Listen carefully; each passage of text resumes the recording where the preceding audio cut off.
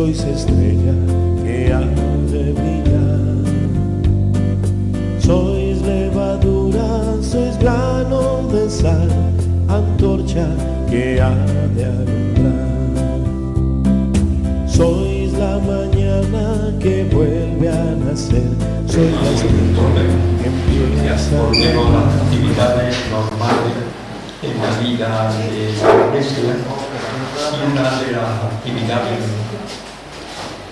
más importantes es sentarnos para escuchar la palabra de Dios. Así que es el momento de comenzar los cursos, los talleres, los cursillos, la formación cristiana, el momento en el que tomamos conciencia de que el cristiano se va construyendo poquito a poco, es decir, que nos vamos haciendo poco a poco. Y nosotros pues vamos a tener en este curso, que comenzamos hoy y terminamos en el mes de junio, 9 encuentros los lunes, una vez al mes, pues vamos a tener una reflexión sobre el Evangelio de San Marcos.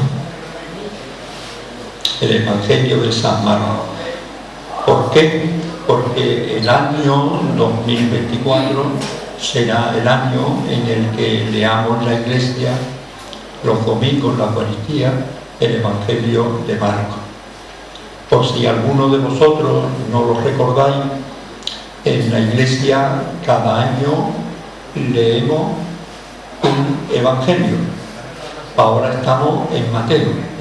Después de Mateo, el año que viene, 2024, pues viene Marcos. En 2025 vendrá Lucas. Así que un año es Mateo, otro año es Marcos y otro año es Lucas. Juan no tiene un año para él, sino que todos los años, en el tiempo de Cuaresma y en el tiempo de Pascua, pues leemos muchos fragmentos del Evangelio de Juan. Así que Juan no tiene un año propio para él. Y el 2024 será el año del evangelista Marcos. Y lo lógico, lo normal entonces, es que leamos bien a Marcos en este curso, reflexionemos, lo estudiamos aquí, lo analizamos y lo comprendamos mejor. Luego nuestro evangelio básico para este curso será el Evangelio de San Marcos. No sé cuál es vuestra preferencia a la hora del gusto. Hay personas que les gusta mucho el Evangelio de Mateo porque es muy claro. Mateo es un buen maestro de escuela, ¿no?, que enseña como si tuviera una pizarra detrás, ¿no?, y pone primero, segundo, tercero, cuarto, etc. Es decir, que es un evangelio muy claro, muy claro. Hay otras personas que le encanta el Evangelio de Lucas, porque el Evangelio de la bondad, el Evangelio de la misericordia, el Evangelio de las mujeres, el Evangelio de los marginados y pecadores como los preferidos de Dios, es el Evangelio de la Virgen María, el Evangelio de los pobres. Hay gente que le encanta el Evangelio de Lucas. Yo creo, para mi gusto personal, me da mi impresión que es el mejor, ¿no? Sí, el más bonito de todos. Y luego también podemos encontrarnos gente que le encanta el Evangelio de Juan. El Evangelio de Juan es distinto, muy distinto a vosotros tres, a Marcos, a Mateo y a Lucas. Es diferente, nos presenta una imagen distinta de los otros evangelios, una imagen diferente de Jesús. El Evangelio de Juan nos habla de Jesús de una manera que no es lo normal. en los otros evangelios. Es decir, que tenemos una riqueza, tenemos 4 evangelios que son iguales. Bueno, pues los 4 coinciden mucho, pero que tienen sus diferencias. Luego no tengamos reparo en decir que tenemos como 4 rostros de Jesús, ¿no? El rostro de Jesús pintado por Marcos, pintado por Mateo, pintado por Lucas, pintado por Juan. Pero tenemos una riqueza a la hora de contemplar la persona de Jesús de Nazaret. Jesús contado por Marcos tiene unos rasgos propios, contado por Mateo tiene otros, etc. Pero tenemos 4 evangelios que cada evangelista pues, nos presenta a Jesús de manera un poco diferente, distinta. Con respecto a los evangelios,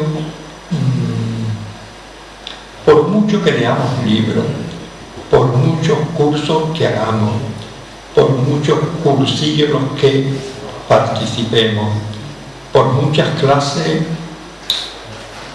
en las que nos matriculemos, dirán los evangelios, siempre seremos aprendices, porque Jesús es siempre más de lo que nosotros podemos comprender, podemos captar, podemos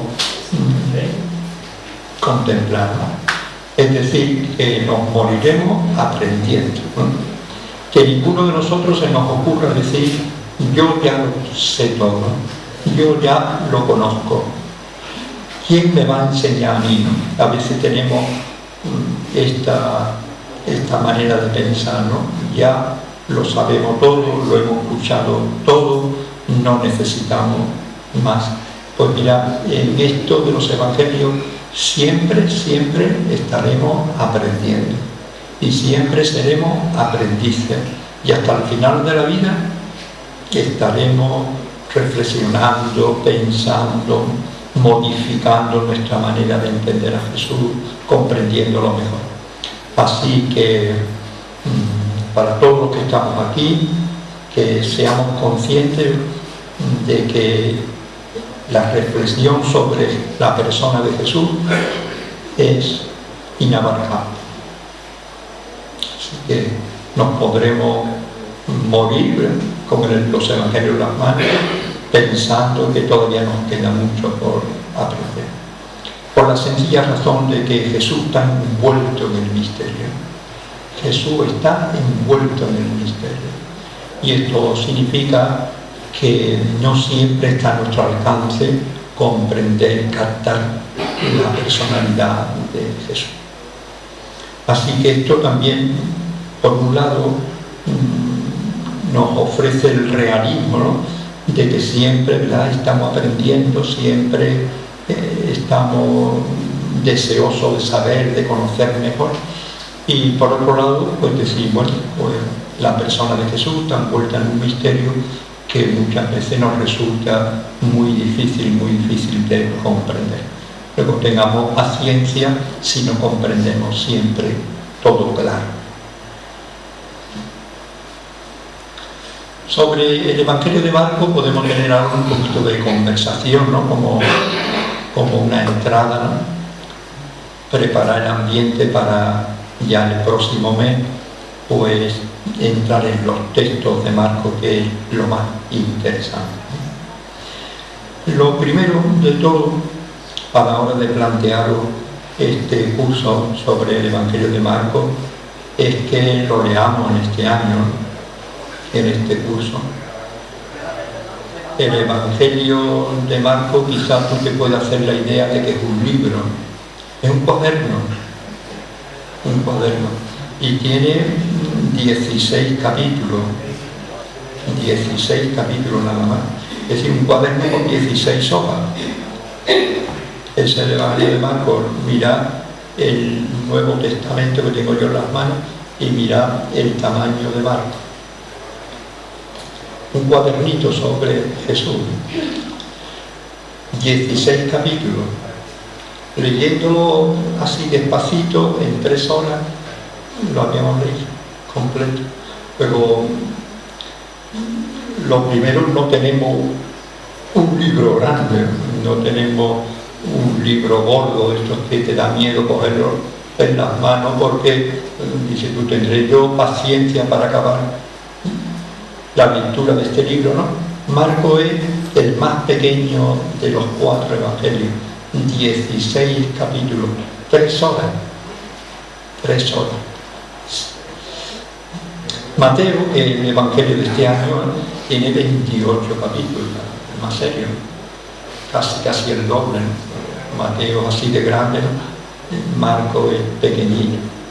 Lucas tiene 24, también otro evangelio grande, y Juan tiene 21.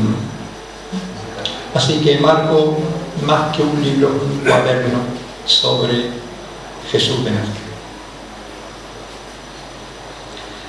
Pero aun siendo pequeño, aun siendo breve y el más reducido de los 4 evangelistas, tiene el mérito y tiene algo que le hace ser extraordinario, y es que es el primero que se escribió. Nosotros tenemos el orden siguiente, ¿no? Mateo, Marcos, Lucas y Juan, pero este orden no es cronológico, no es un orden en razón de la época en que fue escrito. Marcos es el primero que se escribió por el año 70. Jesús muere por el año 30-35, pues a los 35-40 años de la muerte y de la resurrección, no es mucho, se compone el primer librito sobre Jesús. Así que Marco lo felicitaríamos, los que estamos aquí, ¿verdad? Y le diríamos: Marco, enhorabuena, felicidades, porque ha tenido una ocurrencia extraordinaria, ¿no? La ocurrencia es que se te ha venido a la cabeza lo interesante que sería escribir un poquito la vida de Jesús. Porque en 16 capítulos, como vosotros podéis pensar, no se puede escribir mucho, ni se puede contar mucho, luego lo que cuenta es poquito, ¿no? Pero fue el primero que se le ocurrió escribir un librito sobre Jesús. Y por el año 70, mano a la obra, elaboró este evangelio que vosotros tenéis en vuestras manos, el evangelio de Marcos, que como es tan pequeño, pues lo presentamos casi como un cuaderno sobre Jesús. Hasta el año 70, que se compone Marcos, que teníamos sobre Jesús. Pues mirad, fundamentalmente se llama la tradición oral. Todas las noticias que se daban de Jesús, lo que Jesús enseñaba, lo que Jesús hacía, todo se transmitía oralmente. Por una sencilla razón, porque los predicadores, los que anunciaban a Jesús, habían convivido con Jesús. El grupo de discípulos que había convivido con Jesús había escuchado las parábolas cientos de veces, había visto las curaciones de Jesús, habían conocido los relatos de conflicto entre él y los dirigentes judíos, ¿no? Habían conocido muy bien la pasión, la muerte, la resurrección de Jesús. Luego, los discípulos que habían convivido con Jesús, que habían compartido la vida con Jesús, no necesitaban libros, sino que ellos hablaban, contaban lo que habían visto, lo que habían escuchado.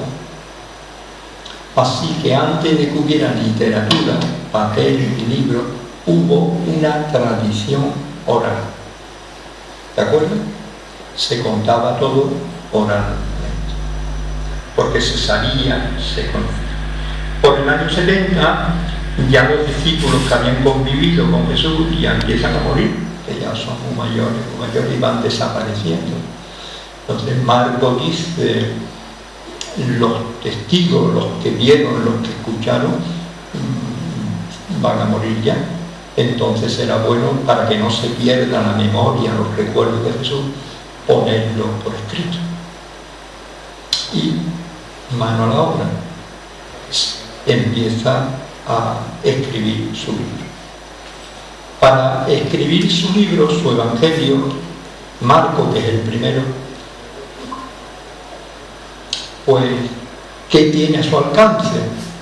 ¿Qué es lo que él tiene para poder escribir un libro? A ver, tú quieres escribir un libro sobre tu familia y tú vas a un archivo y buscas las partidas de nacimiento, de bautismo, a una biblioteca, si te mueves para buscar datos, información con la que tú puedes componer un libro.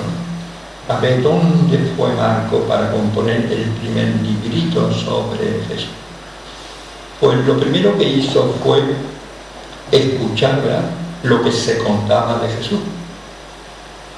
Y lo que se contaba de Jesús oralmente, ¿verdad?, pues por orden era lo siguiente, ¿no? Lo que más se contaba era la historia de la pasión, muerte y resurrección de Jesús.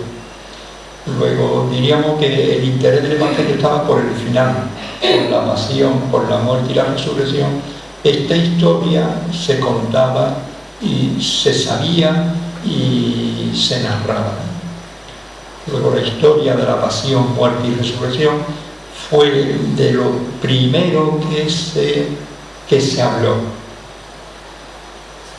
Luego se contaba también algo que le gustaba mucho a la gente, que eran los milagros. Esos milagros ya estaban todos reunidos uno detrás de otro y se había formado una colección, la colección de los milagros. Poquito a poco habían ido juntando los milagros uno detrás de otro y había salido una colección muy bonita de milagros, donde la mayoría son curaciones, sanaciones, gente enferma que se cura. Había una tercera, posiblemente, colección. Esta colección sería de parábolas que Jesús contaba, ¿no? Conocer las parábolas. Así que tenemos una colección de parábolas, una colección de milagros, tenemos la historia de la pasión, de la muerte, de la resurrección de Jesús, y finalmente tenemos una colección de relatos donde Jesús se enfrenta con los dirigentes religiosos del país, los sumos sacerdotes, los escribas, los fariseos. Bueno, pues eran relatos de enfrentamiento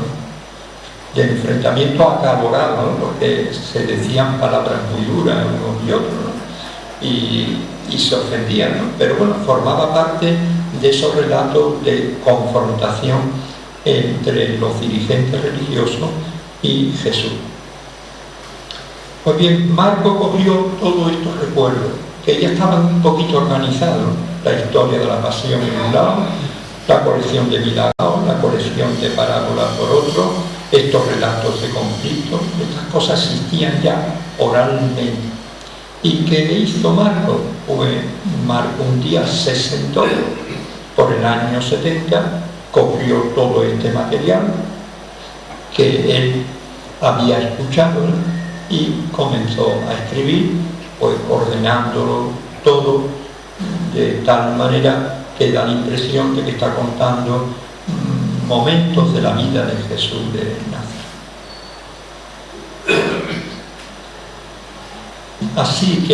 Así compuso Marcos su evangelio, porque como era el primero no tenía dónde copiar, como era el primero no sabía realmente qué es lo que tenía que escribir, ¿no? Los que vinieron detrás ya jugaban con una ventaja, y es que ya tenían el evangelio de Marcos. Bueno, pues Marcos compone este evangelio, parece ser que lo hizo en Roma, y por los años 70 este evangelio se pone de moda, ¿no?, en las comunidades cristianas. Fijaros bien, las comunidades cristianas todas estaban deseosas, ansiosas de tener algún librito sobre Jesús, porque no tenían. Entonces a los cristianos les gustaba mucho tener un librito sobre Jesús, donde poder escuchar lo que Jesús enseñaba, lo que Jesús hacía, y se pone de moda Marcos. En aquel tiempo se hacían copias de Marcos, copias manuales, ¿no? El material en el que se escribía era el papiro, que era papel, o bien el pergamino, que era piel de carnero, o el material sobre el que se escribían los libritos era bien de papel o bien de pergamino. Pergamino es piel, papiro es papel.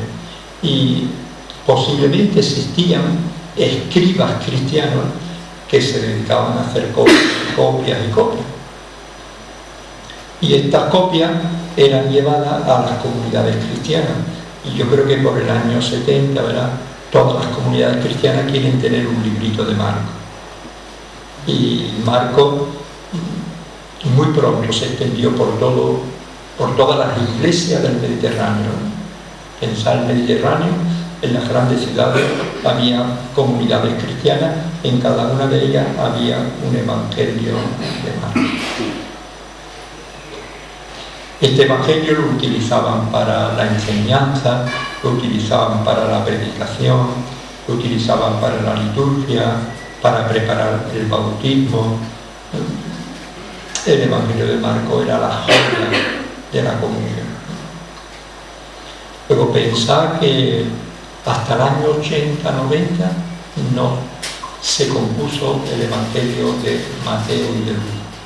Es decir, a los 20 años, o a los 10, ¿no?, 80, 90, a los 10 años de haber compuesto Marcos Evangelio, nacieron dos evangelios nuevos, por los años 80, ¿verdad?, más bien que 90, Mateo y Lucas. Bueno, pues durante 10 años la iglesia más que tuvo a Marcos, hasta el año 80, que dos evangelistas nuevos, llamados Mateo y Lucas, componen su nuevo evangelio. Y se nota que conocían a Marcos, que lo habían leído muchas veces, que lo copiaban, ¿no? Y que Marcos era, o fue el libro, durante un tiempo, el libro único sobre Jesús. Y al final, por el año 100, Juan compone su evangelio. Luego, también Juan, a la hora de escribir su evangelio, conoce a Marcos. Luego Marcos corrió como la pólvora. Marcos se extendió por todas las comunidades cristianas. Marcos era el libro básico sobre Jesús. Todo el mundo quería tener el evangelio de Marcos. Digo todo el mundo, todas las comunidades, ¿verdad?, querían tener el evangelio de Marcos. Así que, aunque sea pequeñito y sea un poquito pobre el evangelio de Marcos, porque al ser reducido en breve, corto, posiblemente trata un año de la vida de Jesús, nada más. Un año de la vida de Jesús. Parece que la vida de Jesús, unos 30, 33, 35 años, pues solamente Marcos un año de la vida de Jesús. Juan escribió sobre 3 años de la vida de Jesús. Estiró el evangelio, lo amplió. Pero el evangelio de Marcos, un año de la vida de Jesús. Qué poquito, ¿no? Y aun siendo poco, es una maravilla lo que dice el evangelio de Marcos. Con el tiempo, Marcos cayó en desgracia. Marcos cayó en desgracia. ¿En qué sentido?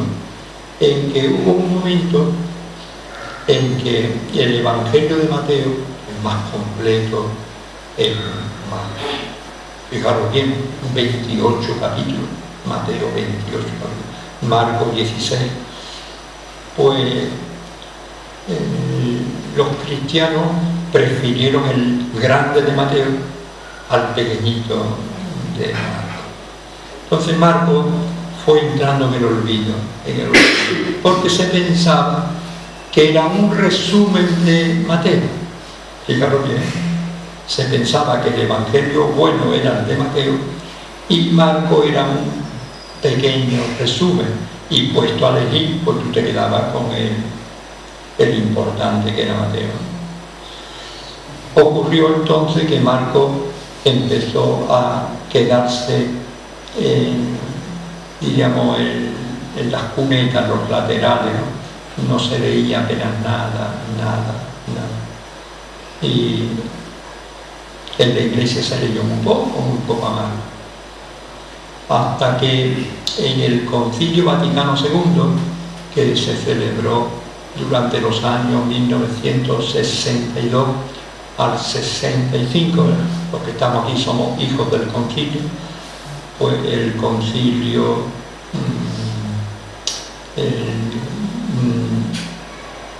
revalorizó a Marco, y la revalorización pues fue tremenda. Marco no es un resumen de Mateo, no, Marco es el primero de todo. Luego no es un resumen mal hecho de Mateo, sino fue el creador del Evangelio como libro, y esto hizo que Marco fuera como el que más se acerca a Jesús de Nazaret. A los 40 años de la muerte y resurrección de Jesús, Marco ya escribe un librito sobre Jesús, es el primero de todo, el más cercano al Jesús histórico, el más sencillo porque se acerca más a lo que fue Jesús. Y a partir del concilio, Marco se pone de moda en la iglesia, en las facultades de teología, en los centros bíblicos, y Marco hoy es quizá el preferido de todos, por ser el primero. Para que veáis el pobre Marco cómo cayó en desuso, nadie lo leía, nadie lo valoraba, pero a partir de 1962 en la iglesia se revaloriza Marco y se pone ya un año dedicado a Marco. Un año Mateo, un año Marco, un año Lucas. Así que por esta razón, porque es un evangelio muy antiguo, el primero de todos, y porque quizás es el más histórico, pues por esta razón los investigadores, ¿verdad?, los que se dedican al estudio de la figura de Jesús, lo tienen siempre como evangelio el preferido. Nosotros, desde el punto de vista de la catequesis, ¿verdad?, siempre decimos que si tú tuvieras que decirle a una amiga, a un amigo, a tu hijo, a un catecúmeno, ¿por dónde empezar a conocer a Jesús? Esta pregunta es interesante. ¿Por dónde empezamos para conocer a Jesús? Y el orden sería este. Primero leeríamos a Marco, el más pequeñito y el más antiguo. Luego leeríamos a Mateo y a Lucas, que complementan a Marco, lo amplían, ¿verdad? Y finalmente leeríamos a Juan, que nos da una visión más profunda de Jesús. Pero Marco es como la puerta de entrada al conocimiento de Jesús. Que tú estás interesado por conocer la persona de Jesucristo, que tú tienes mucho interés por Jesús, que tú quieres comprender bien a Jesús, pues que tú sepas, ¿verdad?, que la puerta por donde hemos de entrar es el Evangelio de Marco. Después lo ampliamos con Mateo y Lucas y finalmente con el Evangelio de Juan. Si conocemos bien a Marco, pues tenemos muchas ventajas a la hora de estudiar a Mateo, a Lucas, incluso hasta Juan. Porque Mateo le gustó tanto que lo copió como un niño copia un examen de su compañero. Lucas le gustó tanto Marco que también lo copió. Y Juan, aunque no lo utiliza, pero lo conoce. Luego Juan conoce a Marcos, aunque él no lo utiliza. Es decir, que si tú dominas a Marcos, pues tú descubres a Marcos en su Evangelio de Marcos, lo descubres cuando lee a Mateo, dice, mira, Mateo está copiando a Marcos. Y cuando lee a Lucas, está copiando el Evangelio de Lucas. Así que Marcos lo tenemos casi siempre, ¿verdad? Porque lo tenemos en su Evangelio, lo tenemos metido dentro de Mateo, lo tenemos también metido dentro de Lucas porque lo copiaron. Incluso Juan, ¿verdad? Tiene muchas cosas de Marcos, aunque no lo copian literalmente. ¿Por qué es tan pequeño el Evangelio de Marcos? Porque es un cuaderno, no un libro, y porque es un Evangelio tan reducido, tan pequeñito. Pues mira, el Evangelio de Marcos carece de todo lo relacionado con los orígenes, el nacimiento, la infancia, la adolescencia de Jesús. Y que el Evangelio de Marcos empieza con el Jesús adulto, con el Jesús que va a recibir el bautismo en el río Jordán. Ahí comienza Marcos su Evangelio, con el Jesús adulto. No dice nada, no conoce nada del tema de la Navidad, pero nada. No sabe nada del Jesús joven, del Jesús adolescente, del Jesús niño, de cómo fue el nacimiento de Jesús. Entonces, claro, le quitamos todo lo relacionado con los orígenes de Jesús. Segundo, Marcos por dentro, por la mitad, es muy pobre en la enseñanza de Jesús. Los otros evangelios desarrollan mucho la enseñanza, los discursos, parábolas. Marcos o no le dio importancia o no sé qué le ocurriría, que apenas nos muestra la enseñanza de Jesús. A diferencia, por ejemplo, de Mateo, donde Jesús está casi siempre enseñando, pues Marcos, su Jesús apenas enseña. Entonces, claro, si quitamos la enseñanza, los discursos, parábolas, pues el Evangelio se reduce. Y Marcos también se reduce al final del todo. Todos los Evangelios terminan al final contando las apariciones de Jesús resucitado. A María Magdalena, a Tomás, a Cleofás, a los discípulos de Maús, al grupo de los 12, ¿verdad? Los Evangelios terminan con los relatos pascuales donde Jesús aparece, Jesús resucitado se aparece a los discípulos. Pues Marcos no tiene relato de aparición. Y esto nos gustó en la iglesia, ¿verdad? Y en el siglo II un autor se le ocurrió hacer un añadido y contar algunas apariciones. Pero claro, es un anexo del siglo II. El Evangelio de Marcos termina con el sepulcro abierto y no hay relatos de apariciones de Jesús resucitado.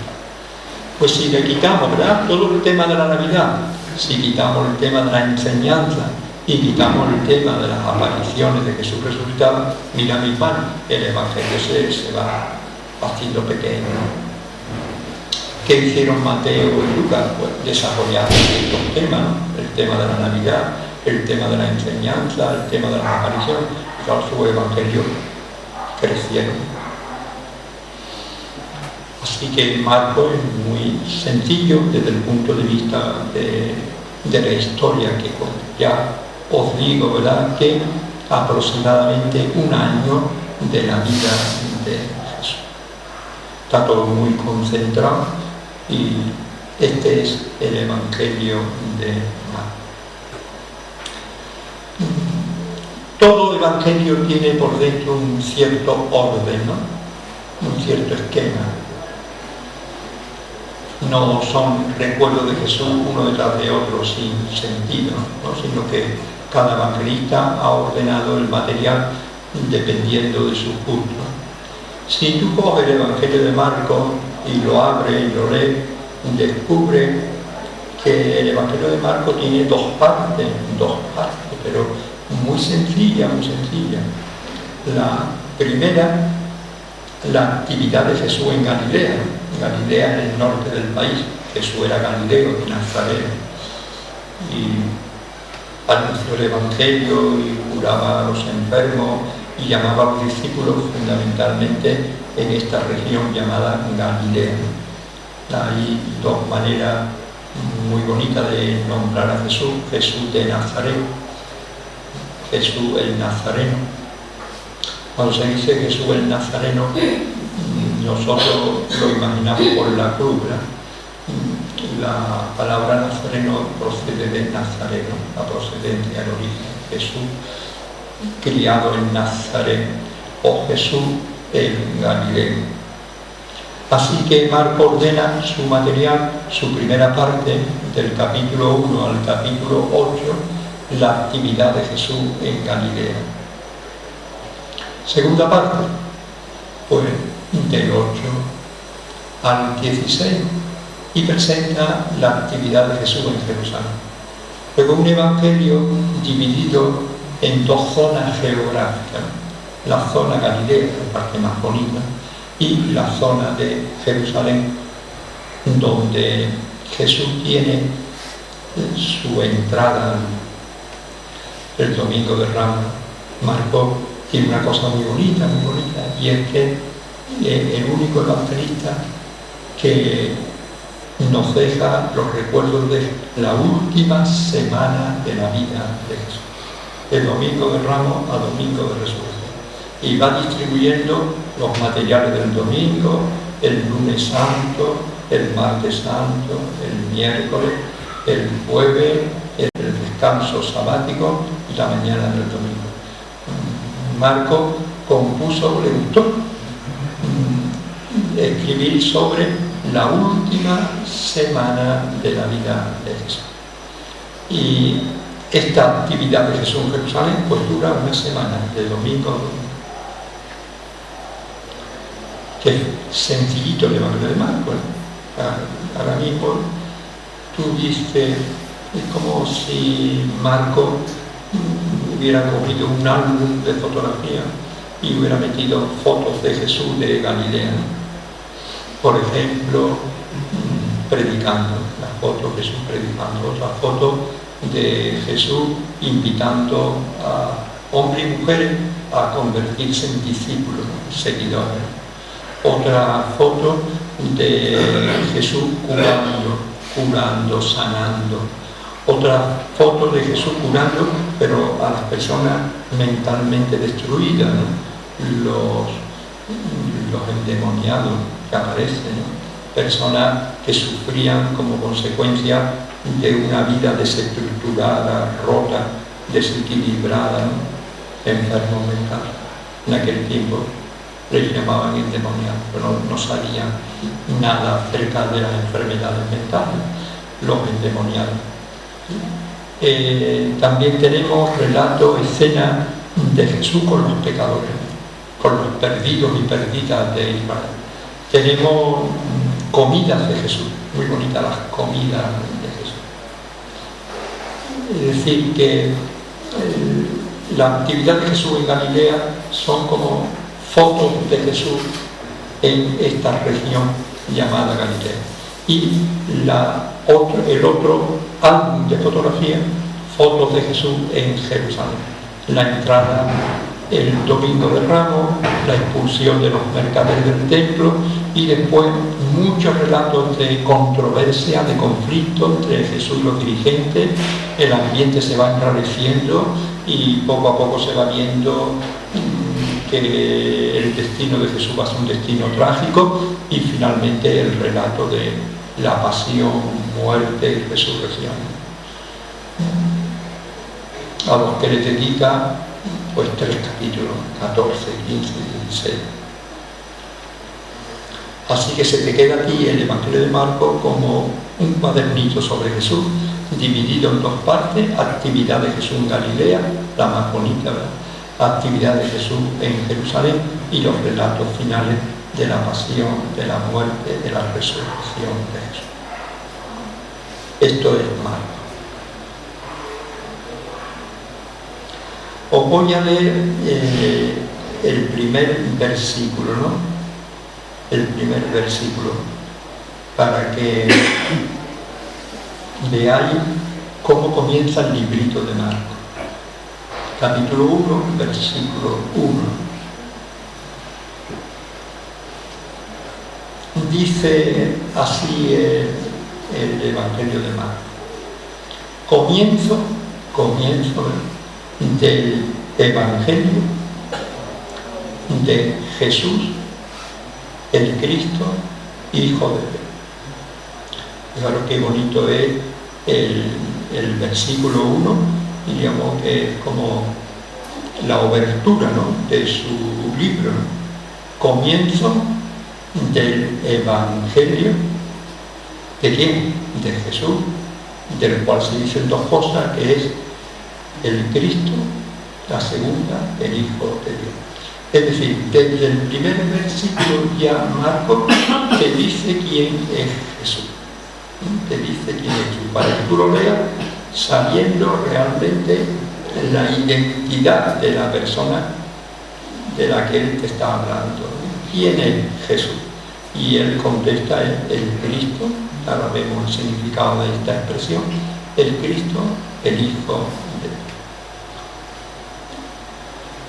Vamos a quedarnos con la palabra evangelio, comienzo del evangelio. La palabra evangelio es una palabra muy bonita, ¿verdad? El evangelio es una palabra griega, ¿verdad?, que significa buena noticia. Pero Marcos va a escribir algo que es bueno para los lectores y que es bueno que se sepa y que es muy bueno que se conozca. Va a hablarnos de una buena noticia. Con la palabra evangelio, palabra griega, significa buena noticia, una noticia buena. Mira, que te ha tocado la lotería, que te han dado, que ha ganado las oposiciones, que tiene un puesto de trabajo, que va a ser padre o madre. Es una buena noticia, es una noticia muy buena. Con la palabra evangelio, con ella nos está diciendo Marcos, lo que te voy a escribir, de lo que te voy a hablar, es de algo que es muy importante y que es algo que debemos de escuchar y que es algo que debemos de prestar atención. Hago un pequeñito paréntesis. Os recuerdo el compromiso que tenemos de leer todos los días el Evangelio de Jesús. Este compromiso es sencillo y a la vez difícil, porque hay cosas que son sencillas pero otras nos hace difícil. Y hemos de acostumbrarnos a leer todos los días de nuestra vida el trocito que la Iglesia te recomienda para este día. No lo eliges tú, sino te lo ofrece la Iglesia. Te dice, mira, hoy va a leer este trocito. Y hay unos libritos por ahí que cuestan 2 euros, ¿no?, que tiene el Evangelio de cada día. Y los cristianos deberíamos de adquirir esta costumbre. Infinidades de personas, de bautizados, ¿verdad?, leen todos los días el Evangelio de Jesús. Y posiblemente aquí, entre nosotros, hay un buen grupo de personas que todos los días leemos el Evangelio de Jesús. Una buena noticia para tu vida. Lo que te cuenta es algo bueno para ti. Nosotros decimos desde nuestra fe, ¿verdad?, Jesucristo, que es patrimonio de la humanidad, que es para todos, ¿no?, que es una luz para la humanidad, que es una sabiduría para toda la familia humana, ¿verdad? Este Jesús todos los días te habla, se comunica contigo a través de este trocito del Evangelio que tú vas a leer todos los días. Si además de leerlo despacito, con atención, tú conversas un poco con Jesús acerca de lo que has leído, pues entonces tenemos una lectura orante de la palabra. Y esto es muy bueno, que todos los días los cristianos tengamos unos minutos de lectura y oración, ¿verdad?, en nuestras vidas. Esto lo podemos hacer en la parada del autobús, lo podemos hacer en casa, lo podemos hacer en la cola del Mercadona, lo podemos hacer en la consulta del médico, lo podemos en cualquier momento del día. Tú tienes ese librito que camina contigo, según el Papa Francisco, que nos invita a que el Evangelio camine en nuestro bolso y nos acompañe siempre, pues tú tengas todos los días unos minutos dedicados a Jesús. Qué cosa más sencilla, ¿verdad? Porque mira que durante el día empleamos el tiempo en muchas cosas. Sin embargo, esto, que es muy importante, se nos olvida. Pero tiene mucha relevancia. La lectura diaria del Evangelio un día no se nota, pero al cabo del tiempo es como una lluvia, ¿no? Una lluvia que va penetrando en tu cabeza, en tu mentalidad, en tu forma de pensar y te va cambiando. Y te va cambiando. Luego, esa lectura del Evangelio te va modificando tu forma de ser, de actuar, de vivir. Con el Evangelio en las manos, pues no tiene más remedio que perdonar. Con el Evangelio en las manos, tiene que renunciar a la violencia. Con el Evangelio en las manos, tiene que reconciliarte con el que te ha ofendido. Con el Evangelio en las manos, incluso tenemos que amar a nuestros enemigos. Con el Evangelio en las manos, pues tenemos que compartir. Con el Evangelio en las manos, tenemos que respetarnos. Con el Evangelio en las manos no podemos estar los unos con los otros. Es decir, que va entrando Jesús y te va modificando poquito a poco tu manera de pensar, tu mentalidad, tus valores, tus criterios. Y esto un año no se nota, pero toda una vida con esta lluvia serena del Evangelio, pues las personas se empapan, ¿no?, de la mentalidad de Jesús. Así que os recomiendo, y a su vez vosotros intentad influir en esto, en nuestros grupos parroquiales, en nuestras hermandades, de que los bautizados dediquemos unos minutos todos los días de nuestra vida al Evangelio, que es algo bueno, es una buena noticia, es algo que te viene bien a ti. ¿Qué repercusión tiene la lectura del Evangelio en la vida de una persona? Una persona que lea el Evangelio y se dé y vaya asimilando la enseñanza de Jesús, se va humanizando, y que el Evangelio nos va haciendo más humanos. La persona que lee mucho el Evangelio se hace más humana. Ensancha la dimensión de la bondad, de la compasión, de la misericordia, de la ayuda fraterna. Luego, el Evangelio es fundamental a la hora de construirnos como cristianos. Bueno, pues que todos leamos el Evangelio. Intentemos la campaña de la divulgación y distribución y adquisición de los Evangelios, el tiempo de Adviento. En el mes de diciembre se van a las librerías, se encargan 100 evangelios, 150, 200, ¿verdad? Y se entrega en el Adviento a los cristianos. Y aquí está el Evangelio que vamos a personalmente, ¿verdad?, a leer, a orar en casa cada uno durante todo el año. Así que una práctica que junto con la oración y la Eucaristía se convierten en fuente de animación de la vida cristiana. La vida cristiana hay que cultivarla, como hay que cultivar la amistad, como hay que cultivar la vida del matrimonio, como hay que cultivar las cosas importantes en la vida, hay que cultivarla. Y la vida cristiana es, o la cultiva o hace así, y se viene abajo, y se pone en mínimo. En cuantos bautizados viven la vida cristiana en el nivel de mínimo, ¿no? Lo mínimo. Y la vida cristiana hay que animarla, sostenerla, y la palabra, la oración y la Eucaristía, pues son, ¿verdad?, como tres mediaciones que tenemos, que nos ayudan a tener una fe viva, entusiasta, comprometida. Bien, así que la palabra evangelio, buena noticia, hoy diríamos sería una buena noticia para el mundo. El mundo necesita el evangelio. Una buena noticia para la iglesia, que también lo necesita. Personalmente, cada uno. ¿De qué trata esta buena noticia? Pues esta buena noticia, dice Marcos, trata sobre Jesús. Sobre Jesús. Así que este librito, ¿de qué trata? De Jesús. Que es una buena noticia. Así que el contenido del Evangelio de Marcos, los 16 capítulos, ¿de qué nos habla? De Jesús, de Jesús, de Jesús. Sabéis que su nombre, ¿verdad? Jesús es un derivado de Josué.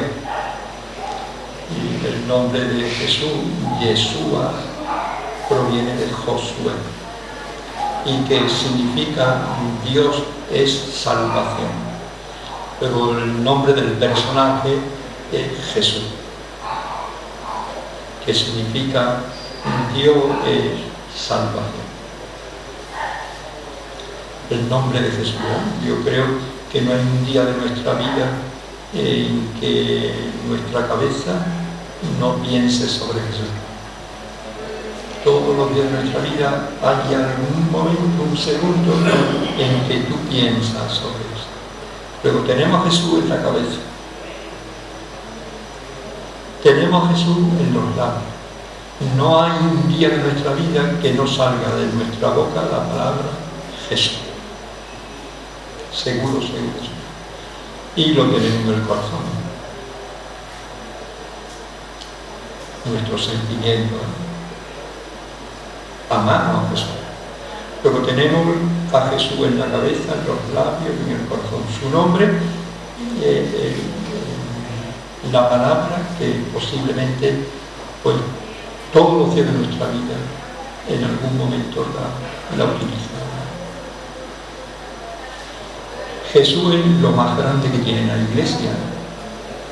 Jesús es el centro de la vida cristiana. Cada vez se ve a Jesús como un don, un regalo de Dios a toda la humanidad. De ahí esa expresión tan bonita de Jesús, patrimonio de la humanidad. Nadie monopoliza a Jesús, nadie se puede apropiar de Jesús. Jesús para todos, para todas las iglesias no son dueñas de Jesús. Jesús es un regalo de Dios a la humanidad. Por eso necesitamos que la buena noticia de Jesús suene cada vez más. Y a su vez Jesús es el centro de la vida cristiana. Y poquito a poco hay que ir poniendo a Jesús en el centro de la vida cristiana. Y fundamentalmente pues tenemos como una tarea, ¿verdad? Conocer, comprender, tener interés por Jesús como expresión del amor a Jesús. Cuando tú quieres una persona, desea conocerla. Cuando tú quieres interés por una persona, desea acercarte. El interés es expresión del amor. Luego, si tenemos interés por Jesús, de conocerle, de saber más, de descubrirle más hondamente, de comprender mejor su mensaje, todo eso es expresión del amor que le tenemos a Jesús. Lo mismo que vuestra presencia aquí estos lunes. ¿Por qué estáis aquí? ¿Por qué estáis aquí? Pues estáis aquí porque dentro de vosotros hay un interés por Jesús, como expresión de vuestro amor a Jesús. Un interés que os lleva a interesaros por todo aquello que está en relación con Jesús. Y todo lo que está en relación con Jesús y todo aquello que comunica a Jesús, que habla de Jesús, que enseña a Jesús, pues todo eso lo valoramos enormemente. Y todo eso es muy plural, muy variado. Se puede comunicar a Jesús a través del arte, se comunica a Jesús a través del testimonio de vida, se comunica a Jesús mediante la palabra, se comunica a Jesús mediante la oración, la Eucaristía, nuestra relación con los pobres, bueno, a través de la devoción de vuestras imágenes, y todo lo que sea mostrar a Jesús, enseñar a Jesús, ¿verdad? Todo eso para los que amamos y queremos a Jesús, ¿verdad? Pues nos encanta y nos gusta y nos parece muy bueno. Y para terminar, fijaros lo que se dice de Jesús ahora. A ver, el título comienza del Evangelio de Jesús y se dicen dos cosas acerca de quién es Jesús, ¿verdad? Ahí en el Evangelio de Marcos, en el capítulo 11, una pregunta: ¿y vosotros quién decís que soy yo? Una pregunta que hay que responder, ¿no? Respondió Pedro. Y esa pregunta también va para nosotros. Y Marcos diría, pues podéis responder cada uno de una manera, porque Jesucristo para cada uno es distinto, diferente. Pero hay dos cosas que tiene que responder siempre. Jesús es el Cristo. El Cristo. A ver, la palabra Cristo es una palabra griega, ¿verdad? En la lengua hebrea, la lengua original, es Mesías, y la palabra castellana es el ungido. 3. La palabra Cristo, la palabra griega, que hace referencia a la palabra hebrea, el Mesías, y a la palabra castellana, el ungido. Nosotros, por la cultura religiosa andaluza, la palabra Cristo se nos va a la imagen del crucificado o a la imagen de un Cristo de pasión. La palabra Cristo se nos va al relato de la pasión, muerte. La palabra Cristo en hebreo es el Mesías. El Mesías es una palabra que utilizamos mucho en la época de Navidad. En la época de Navidad se utiliza mucho la palabra el Mesías, lo mismo. Mesías y Cristo es igual. El Mesías es el Salvador, el liberador. El Cristo es el Salvador, el que libera. Y en castellano, el ungido de Dios. ¿Ungido en qué sentido? En que el Espíritu de Dios está sobre eso. La unción se practicaba en Israel mediante aceite, ¿no? Ungía a una persona echando el aceite, ¿no? Este aceite no aparece por ningún lado, es de manera simbólica. Jesús está ungido con la fuerza de Dios. Jesús está ungido con el Espíritu de Dios. El día del bautismo, el Espíritu bajó y se posó sobre Jesús. Y ese Espíritu lleva a Jesús a salvar y a liberar. Luego, 3 palabras que significan lo mismo: Cristo, Mesías, ungido. Así que así comienza el versículo primero de Marcos. Marcos dice: os voy a escribir un librito sobre una buena noticia. ¿Quién es esta buena noticia? Una persona en concreto, llamada Jesús. ¿Qué se dice de él? Que es el Cristo, el Mesías, el ungido, el Salvador, el libertador. Y es, en segundo lugar, el Hijo de Dios. La presencia de Dios en el mundo. Qué bonita la segunda es el Hijo de Dios. Todo hijo hace presente al Padre y a la Madre, ¿verdad? Todo hijo refleja algo del Padre y de la Madre. Jesús es el reflejo de Dios. Dios, que es un misterio, se nos hace visible, se nos hace cercano en la persona de Jesús. Luego, escribió poquito, ¿no? Pero profundo, ¿verdad? Porque nos ha dejado un pequeñito prólogo, ¿verdad? Que es una maravilla. Comienzo de la buena noticia de Jesús, del cual decimos que el Cristo, el Mesías, el ungido, también decimos el Hijo de Dios. ¿Y vosotros quién decís que soy yo? Bueno, porque cada uno responda, pero dice Marcos, no olvidéis de estas dos cosas que os he dicho, de que es el Cristo y de que es el Hijo de Dios. Y detrás de esto poned todo lo que queráis, ¿no? ¿De acuerdo? Bueno, pues vamos a rezar. Siempre debemos de rezar al principio, pero bueno, hoy, como ha sido el primer día, después de los saludos, pues hemos empezado. Así que nos ponemos de pie y rezamos juntos la oración que Jesús nos enseñó. Padre nuestro que estás en el cielo, santificado sea tu nombre. Venga a nosotros tu reino. Hágase tu voluntad en la tierra como en el cielo. Danos hoy nuestro pan de cada día. Perdona nuestras ofensas, como también nosotros perdonamos a los que nos ofenden. Y no nos dejes caer en la tentación, y líbranos del mal. Invocamos a la Virgen María para que ella nos ayude a todas las parroquias, comunidades y grupos cristianos a crecer y a madurar como creyentes. Dios te salve María, llena eres de gracia, el Señor es contigo. Bendita tú eres entre todas las mujeres, y bendito es el fruto de tu vientre, Jesús.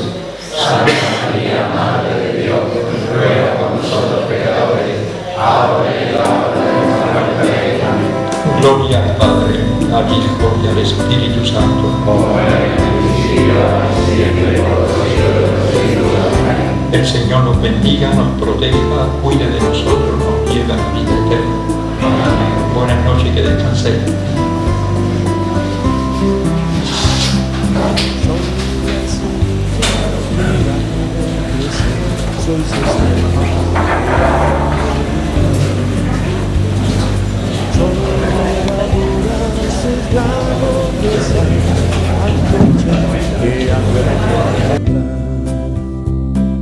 Sois la mañana que vuelve a nacer, sois la espiga que empieza a granar.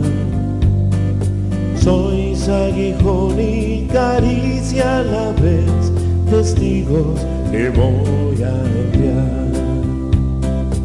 Id amigos por el mundo, anunciando el amor.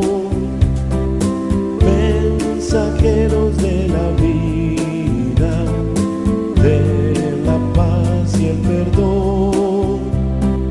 Sed amigos, los testigos de mi resurrección, y llevando mi presencia, con vosotros estoy.